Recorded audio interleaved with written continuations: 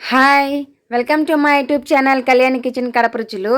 ఈరోజు ఈ వీడియోలో టమోటా పచ్చడి చేసి చూపించబోతున్నానండి. ఇది ఒక్కటని కాదు, ఎందులోకైనా సెట్ అయిపోయే పచ్చడి అండి. చాలామంది దీనిని ఇష్టపడుతూ ఉంటారు. మా పల్లెటూరులో అయితే మేము ఇది దంచుకుని చేసుకుంటూ ఉంటాము. దీన్ని ఎలా తయారు చేసుకోవాలో కావాల్సిన పదార్థాలు, తయారు చేసే విధానము చూసేద్దాము. 1/2 కిలో టమోటాలు, టేస్ట్కి సరిపడా సాల్ట్, పచ్చిమిరపకాయలు ఒక 6 తీసుకున్నాను. భలే కారంగా ఉంటాయి ఇవి. ఒక ఉల్లిపాయ, ఒక పిరికుడు కొత్తిమీర తీసుకున్నానండి.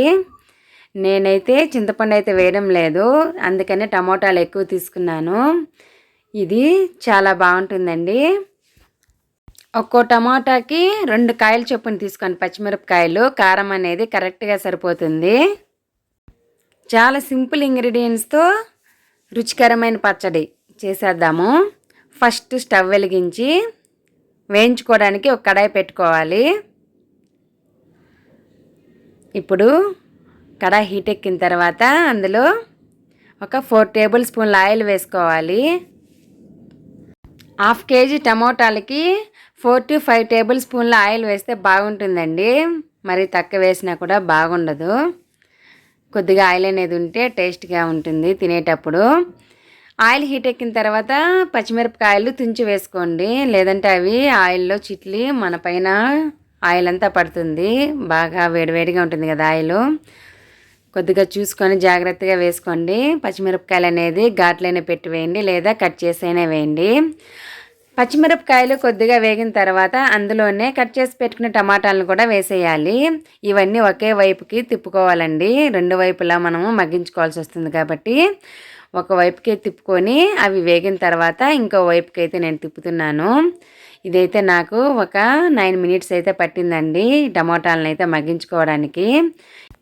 ఇవన్నీ కరెక్ట్గా మగ్గేలాగా చూసుకోవాలి. ఒకటి వేగి ఒకటి వేగక పచ్చివాసన అనేది ఉంటుంది, అంతగా బాగోదు. ఈ విధంగా అయితే సరిపోతుందండి. వేగిపోయాయి. ఇప్పుడు స్టవ్ అయితే ఆఫ్ చేస్తున్నాను. ఇవి బాగా చల్లారిపోవాలండి. స్టవ్ ఆఫ్ చేసేసి వెంటనే కొత్తిమీర అనేది వేసేసుకోవాలి. ఆ హీటే సరిపోతుందండి. కొత్తిమీర వేసి వేయించుకోవాల్సిన అవసరం లేదు. అది వేగక గ్రైండ్ చేసుకునేటప్పుడైతే మంచి స్మెల్ వస్తూ ఉంటుంది. తినేటప్పుడు కూడాను ఆ ఫ్లేవర్ అనేది బాగా తెలుస్తుంది కొత్తిమీర. అందుకనే దీనిని వేయించుకోకూడదు. స్టవ్ ఆఫ్ చేసిన వెంటనే కొత్తిమీర వేసేసుకొని ఒకసారి బాగా కలుపుకొని అలా పక్కన పెట్టేసేయండి. బాగా చల్లారిపోతుంది. ఒక 5 to 7 మినిట్స్లో అయితే చల్లారిపోతుంది. ఇలా చల్లారిపోయిన టమోటాలని ఒక మిక్సర్ జార్ తీసుకొని, మీడియం సైజ్ జార్ తీసుకోండి. చిన్న జార్లో అయితే మనకు సరిపోదు కదా. సరిపడా సాల్ట్ వేసుకొని ఆ పచ్చడికి సరిపడా వేసుకోండి. కొద్దిగా చూసుకుంటే వేసుకోండి. చల్లారిపోయిన టమోటాలు, పచ్చిమిరపకాయలు, కొత్తిమీర అన్నీ వేసేసుకోవాలి. ఆయిల్ కూడా వేసేసుకోండి. అలానే ఆయిల్ వేసుకోకూడదు కదా అని వదిలేశారు.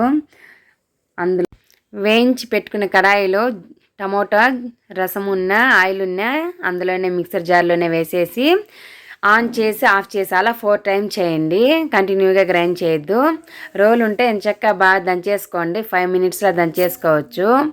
టమోటాలు కదా ఈజీగా అయితే నలిగిపోతాయి. నాకు రోల్ లేక ఈ విధంగా గ్రైండ్ చేసుకున్నాను. నేను గ్రైండ్ చేసుకున్న మిక్సర్లో చూడండి రోటి పచ్చళ్ళలాగానే ఉంది. అలాగా గ్రైండ్ చేసుకోవాలి. సాఫ్ట్ పేస్ట్ లాగా అయితే గ్రైండ్ చేసుకోకూడదు, నాకు నచ్చదు. రోటి పచ్చడి ఫీలింగ్ రావాలంటే ఇలా కొంచెం కచ్చా పచ్చాగా అయితే గ్రైండ్ చేసుకోవాలి. ఇప్పుడు మెయిన్ ఇంగ్రీడియంట్ ఉల్లిపాయలు వేసేసి ఒకసారి బాగా మిక్స్ చేసుకోవాలండి. ఉల్లిపాయలు కట్ చేసేటప్పుడు ఏడిపిస్తాయి కానీ వేసినప్పుడు తినేటప్పుడు మాత్రం భలేగా ఉంటాయి. అందులో ఏముందో ఏమో పచ్చళ్ళకి మాత్రము, రోటి పచ్చళ్ళకి ఉల్లిపాయ ముక్కలు పడితేనే చాలా టేస్టీగా ఉంటుంది. నంజుకోవడానికి కూడా ఇంకేమీ అవసరం లేదండి. ఆ ఉల్లిపాయ ముక్కల్నే బాగా తినేయచ్చు. ఈ పచ్చడి చద్దన్నంలోకి అయితే భలే ఉంటుంది. ఇంకా వేడి అన్నంలోకైనా సూపర్గా ఉంటుంది. ఇలా ఒకసారి తప్పకుండా ట్రై చేయండి. నేనైతే ఉల్లిపాయలు వేసాను. కొంతమంది వెల్లుల్లి వేసుకుంటారు. నాకు ఆ ఫ్లేవర్ అనేది నచ్చదు వెల్లుల్లి, అందుకనేసి ఉల్లిపాయ వాడాను. ఇలా ఒకసారి ఎప్పుడు చేయకంటే తప్పకుండా ట్రై చేయండి.